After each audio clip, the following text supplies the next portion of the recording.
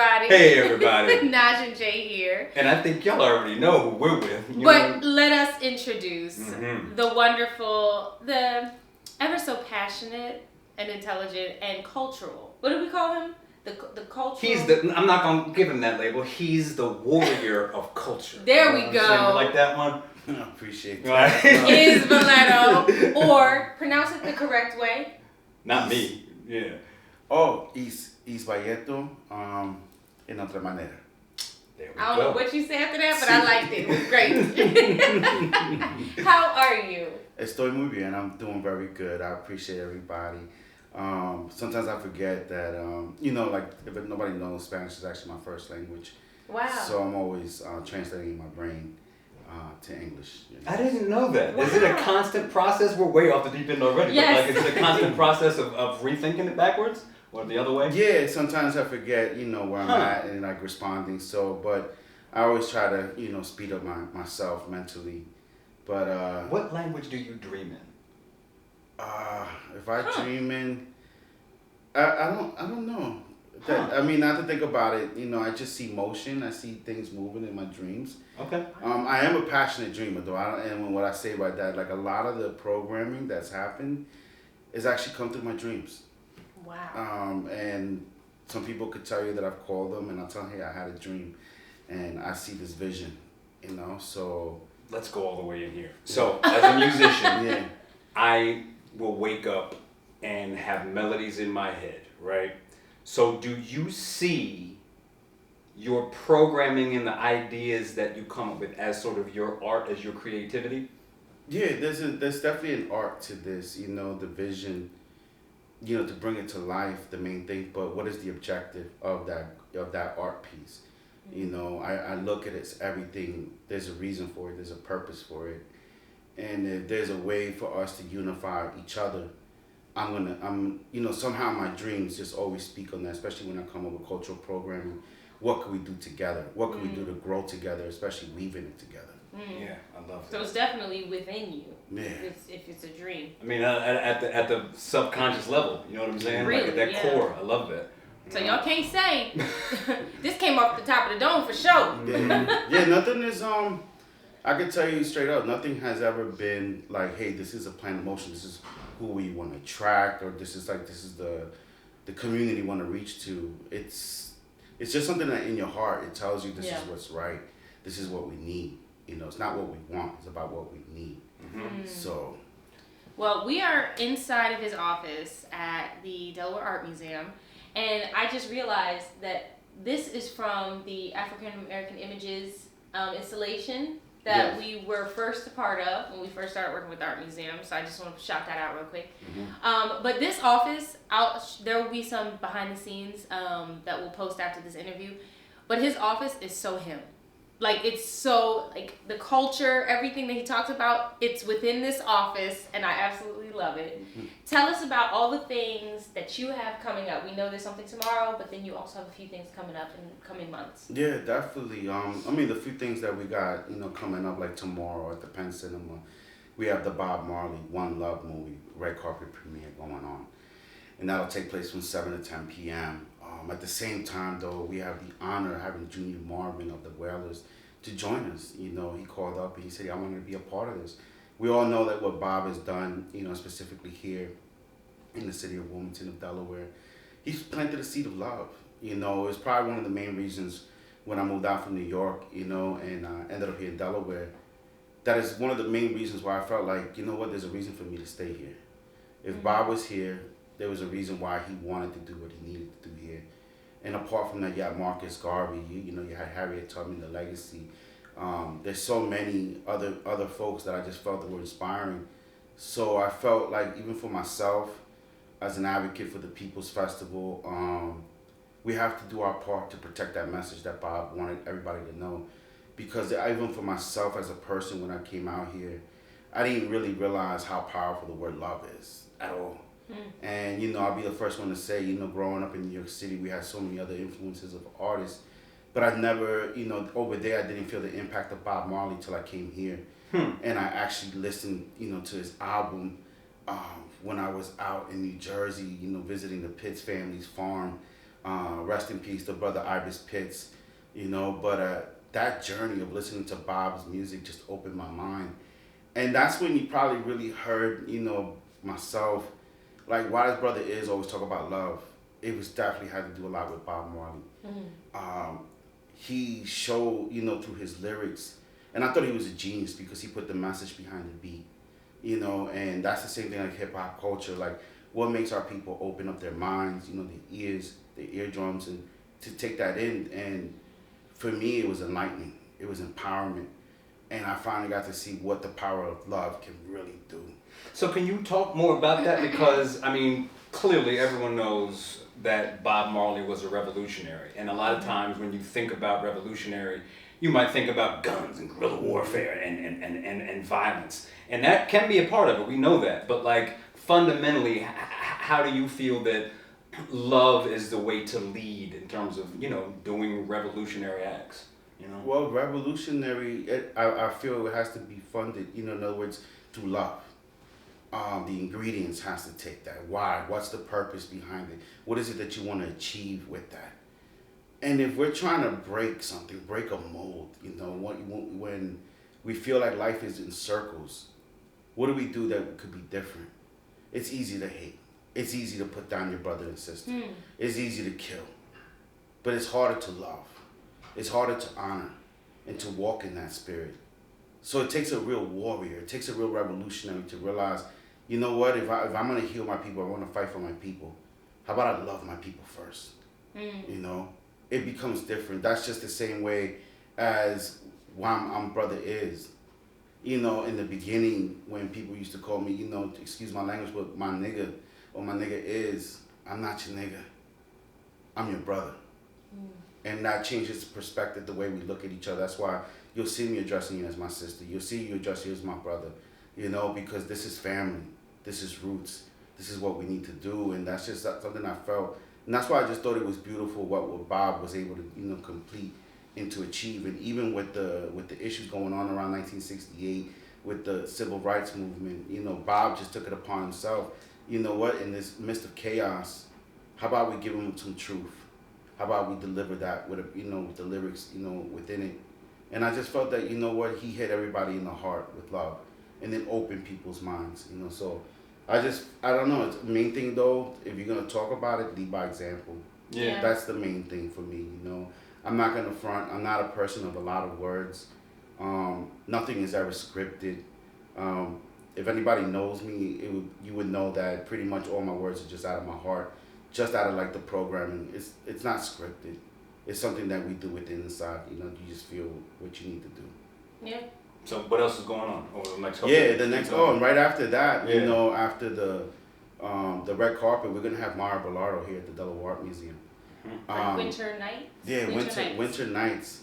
And Maya has been so special. I've been working with Maya, I believe, since the age of 9. You know, programming together. Wow. Seeing her grow. Yeah, seeing her grow, seeing her perform. I remember one time we even went to Brooklyn, New York, and she gave such a beautiful show. We were up by Bed-Stuy, and she was young, but the people came out the corner and just to put that splash of jazz, especially with a hip-hop event. And it was a Guerrilla Republic event, too, as well. So, you know, having Kima there, Joe Balleto, always been supporters, you know. Those are people who also, too, believe in their vision and believe in their words. And that's the beauty of it. Like, I'm surrounded with Brother Jay and Sister Naja Nicole, people who never had to conform to others, people who felt the need that, you know what I have is something that's needed out there for the people to listen. And that's why Mara Balleto is such a great example. She's not your average jazz singer. She's somebody that has been touched by the ancestors, somebody who's been touched by those who came before her. And she's here to deliver a message. And I know on Thursday night and winter nights, she'll be taking place. Like I said, Ish will be, you know, with her, by the way, just to let everybody know that. And that performance will take, you know, start at 5:30 to be exact. And at the same time, we're going to have a great conversation about Dr. James Newton. You know? Talk to the people about him a little bit. Yeah, because I have to say this, like we know who he is, yeah, but there aren't enough people who understand his significance. So can you, from your end, really give the people what his significance is? He fought and advocated, especially when it comes to the black arts. He gave it light. He gave it the excellence it needed to be showed, especially among the students about University of Delaware, mentor, you know, and the way that he was able to express it through poetically, through his paintings, through his screen print.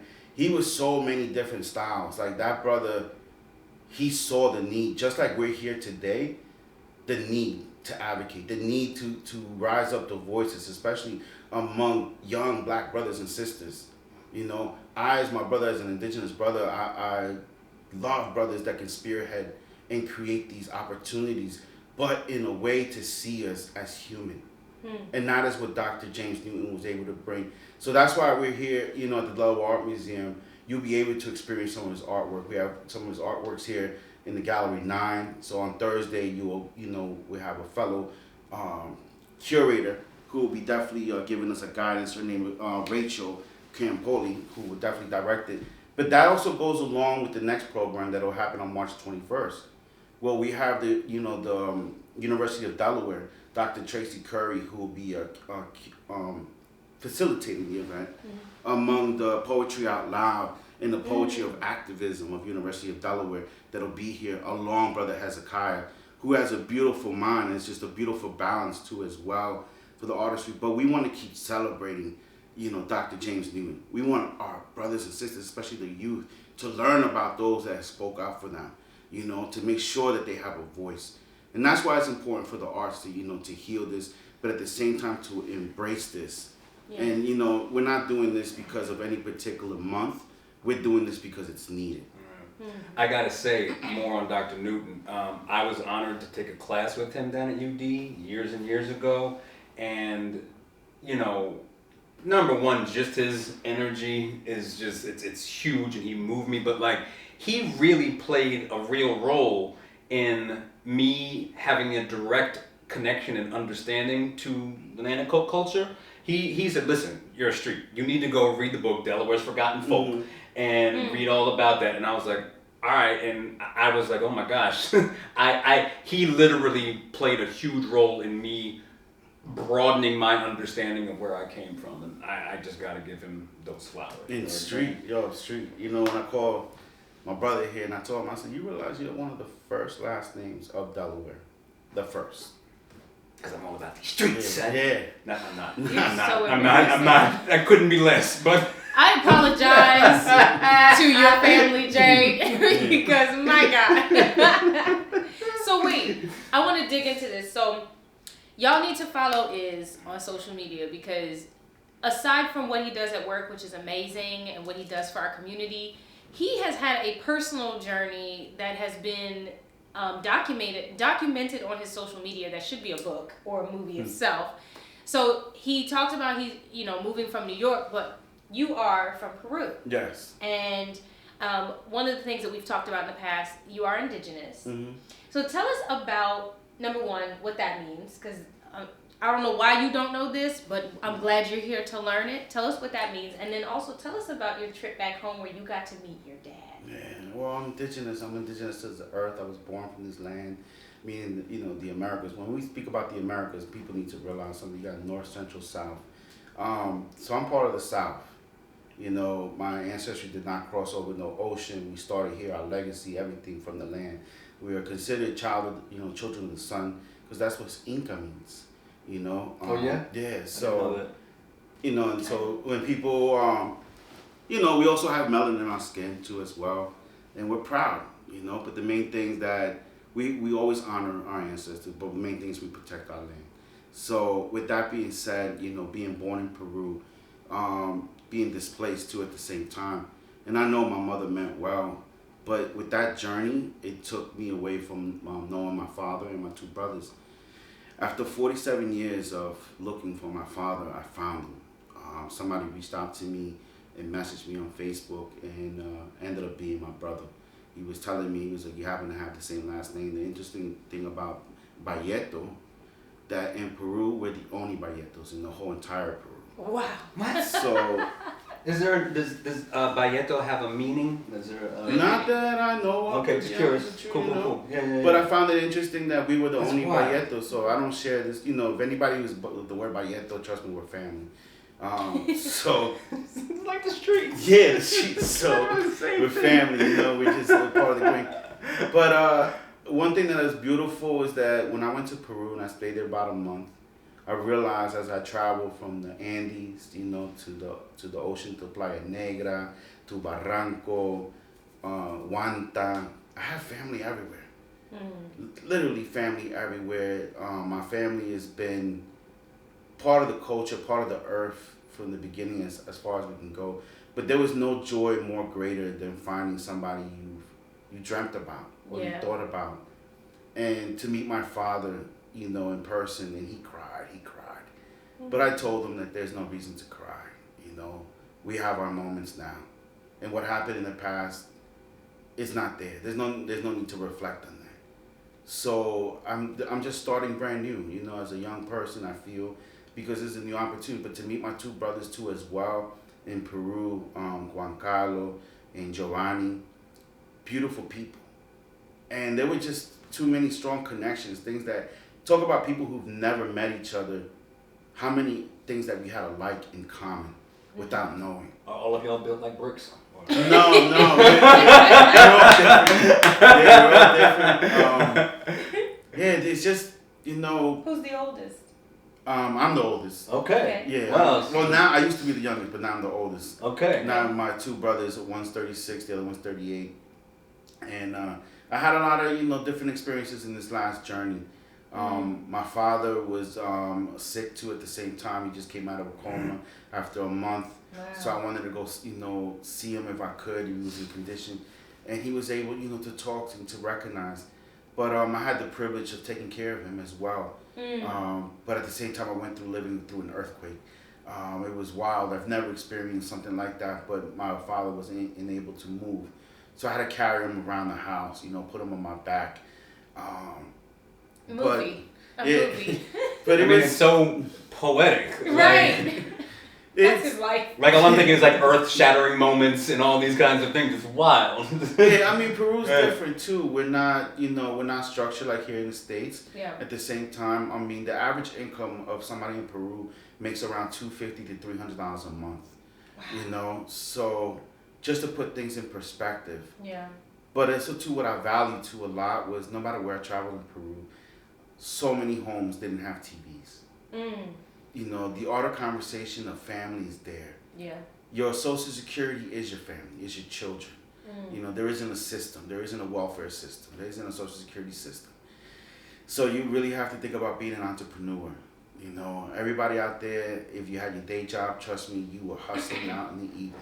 Yeah. You know, you're out there selling your craft wherever you go. But everybody brings something to the table. And it was just totally different for me. The fact is also too, there's no heat.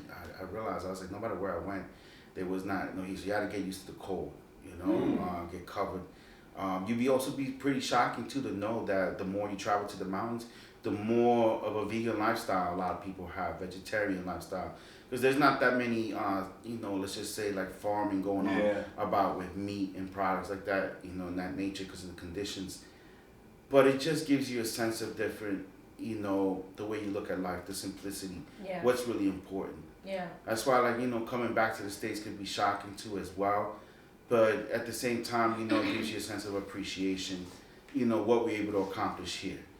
So, perfect. What keeps you here in Delaware? What is it about Delaware that is like, this is another home for me? And just to add to that, because you've now talked about, you know, you were raised in New York, you know, and born in Peru, and then you've gone home and you've experienced this life-changing experience, and now you're back here. So go ahead, you can answer that now. Pause. I want to make sure we're running because I didn't be going so long. This is great. This is fantastic. Oh, perfect. I can edit that out, so don't worry about it. Cool. Yeah, there's so many things that keep me here in Delaware. Number one is the beautiful people. The people who are about the culture. The people who want to see us grow. The people who want to continue advocating for Black and brown voices specifically. You know, but also to being close to Philadelphia, Jersey, New York. All those things are close by. But like I said earlier, there's something special about here. When you have Cab Calloway, like I said, Bob Marley, others, Marcus Garvey, there was a reason why they needed to be here. Yeah. Also, too, I mean, you could find parking. That was great. Yeah. But that's real. Yeah. So wait, can I ask? So I'm gonna ask this question. It may seem like a dumb question, but Yeah. before you answer it, just pause and think. Is there a culture here in Delaware? Like, is there really a culture? And if so, what is it? It's a great question, actually. Is there a culture here? Well, my honest truth, I got into this, organizing cultural events because I felt that there was a lack of culture. Mm. I felt like there was segregation here in Delaware. Well, there was and is, Yeah, but it is. So if you're a revolutionary, you're gonna want to do something about it. Yeah. And you want to gonna start organizing. So I felt like we are the culture, the people. But apart from that, I'm not here to take away nothing from those that have been advocating it before. But the main thing is that it needs proper representation. Yes. Delaware belongs to the indigenous folks. That's another thing. I think it gets miseducated by people. And, the history here did not start with the Swedish people. We have to learn that. There's a reason why. Or the DuPonts. Yeah, the DuPonts. Nothing to take away from that. But the main thing is that, this still belongs to the people of the land. To the Natticoke Nation, to the Lenape Nation. And we have to continue enforcing that. We have to continue educating that. It's important our people know about their roots, so they know where they need to grow, where they need to know, and where they, what is their goals, especially to, that's coming out of the state of Delaware. So apart from that, I do feel like there's a lot of great things about this, this state. If you love to camp, if you love to hike, there's a lot of places that you could venture off. The beach? The beach. I mean, go through Route 9. I personally love Route 9. Yes. Driving through there, avoid, traffic, anything. It's like a different country. Yeah, it's a different country. It's one of the best motorcycle routes in the state, if not the. Like, it's fantastic, yeah. And I love it, but I just think the fact is that there's space. Yeah. There's still plenty of space here to grow. Yeah. I know sometimes we get really congested. Sometimes, like, let's just say with the city of Wilmington, I know it's growing. But there's still plenty more work to do. There's still, we have to take care of the north side, east side. Those sides need to, be as balanced as we are here in the west side. Yeah. And, downtown, Wilmington. But I do feel like there's plenty of space to grow.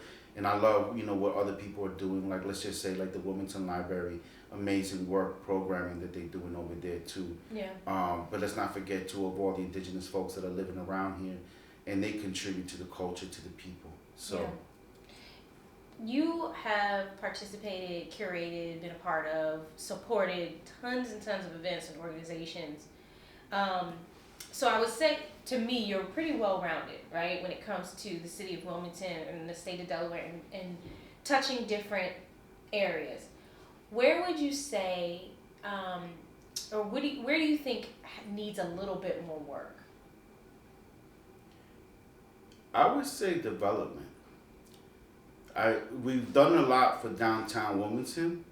Let's start building around it now. Let's just say like we're in right now like in the structure like of building the Roberto Clemente baseball field. There's parks out there that are needed, to bring this balance. Why are parks important, and especially in Wilmington? Let's just say because we need to come out and need to keep advocating for positive things for our youth to do. Occupying their time.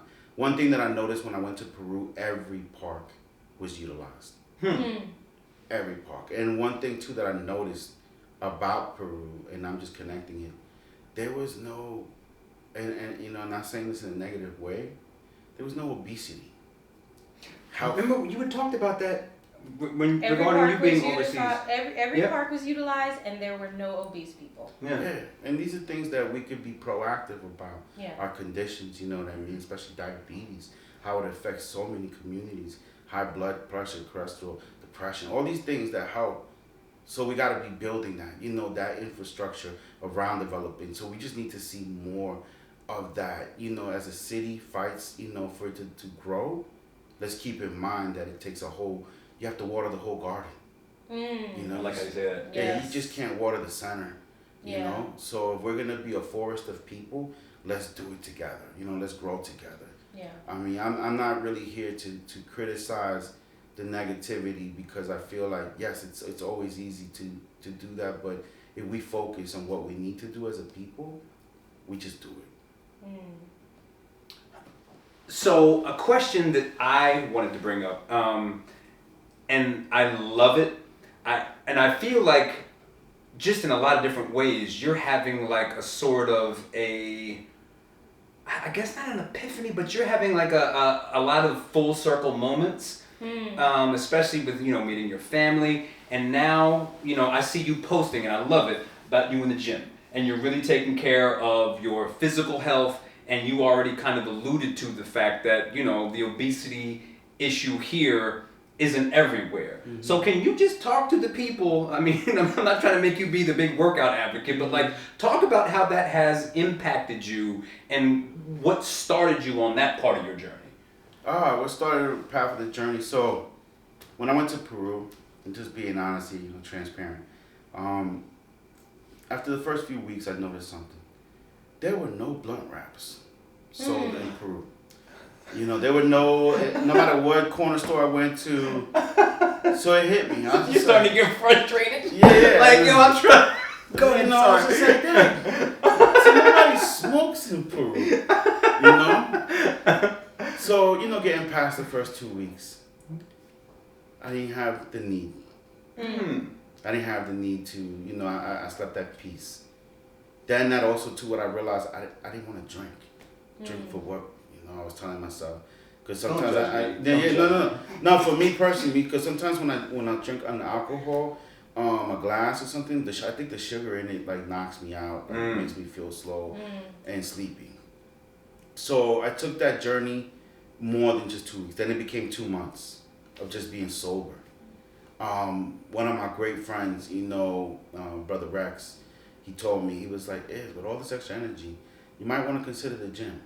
Rex, my man. Yeah. And so I was like, I took him up on that. But at the same time, what I also realized is that, we all have our own personal things, and I don't want to say demons, more about, our lower side, our lower self. Yeah. And we can feel down, especially things that we go through in life. And I'm talking about like depression. I'm talking about sadness. And I felt like, what? That started off as something that I didn't see, but the feeling that you have right after leaving the gym. I can't explain it. But it's called dopamine. Yeah, it's a literal release of it, but go ahead. It's an amazing feeling. Yeah. And the hardest part is just getting to the gym or driving yourself to the gym. That's really the hardest part. Once you get started, you let it go. Lately, it's been a 2-hour journey for me every time I go to the gym. It's a lot. And it's funny because you see so many people you recognize, especially the one I go to at the riverfront. I see Cheryl Dorsey there. I see, Brother Andre right there. I see so many people. It feels like I'm going back in school. I'm back in school. That's cool. And I love that community within the gym. Yeah, and pushing each other. Yeah. Holding each other accountable, like looking forward to, you look around and you're like, wow, everybody here wants to do something about their health. No matter what state of mind you might be in. But I'm going to tell you right now, if you feel like you're going through something, if you feel you're mentally, you're struggling, I'm telling you, take a moment, recognize what you can do. You can start off with a hike. First of all, you want to touch ground with nature. You want to make sure that your purpose, your soul is at one. Yeah. But definitely, push it to the next level. We gotta fight. We gotta fight for our health, for our conditions, especially for those, like I said, even for myself. I know I'm a little fluffy, but that's the whole goal, though. Like I told myself, I said I'm not going back to Peru in the conditions that I was in again. Because I'm gonna keep climbing mountains, and I want to make sure that I'm right. I want to make sure that my lungs are great, especially specifically being at the high altitude. But I could definitely tell you that, working out has helped me out a lot mentally and peace of mind. There's no need to come. I love what I do, so I got to make sure that I'm right with it. We're going to make this a 2-part series. We're going to come back and have more talks with him because we just love you. We just love talking to you. Well, and there's so much to grab hold of. But as of now, we got to let him go. So we have the event tomorrow, which is sold out. 2 theaters with a special guest from the Whalers. what's his name? Junior Marvin. Who's coming. Okay, he called up. He said, I'm showing up. I'm pulling up. And then we also have Winter Nights on Thursdays. Yes. This first one is with Maya Balleto. Oh, second one. Second one with Maya Balleto. And then we also have coming up March 21st, Hezekiah in the University of Delaware, Poetry of Activism and Poetry Aloud with Dr. Tracy Curry as well. And B.B. Coker will be reciting some of the poems of Dr. James Newton too at that event. So make sure you register. All these events are free. There's a cash bar too as well. There'll be vending too as well. The galleries will be open. But come and enjoy the Delaware Art Museum for that culture, for that art, and for that we as a people. And for Support Is because he supports you. And also to save the date, April 13th, the powwow, the 3rd annual powwow of arts and culture. Yes. April 13th. Okay, guys, we will see you again soon. We love you for watching. Bye. Bam. Also, this man has. I know. I love it. We need that. We need that. We need one of them.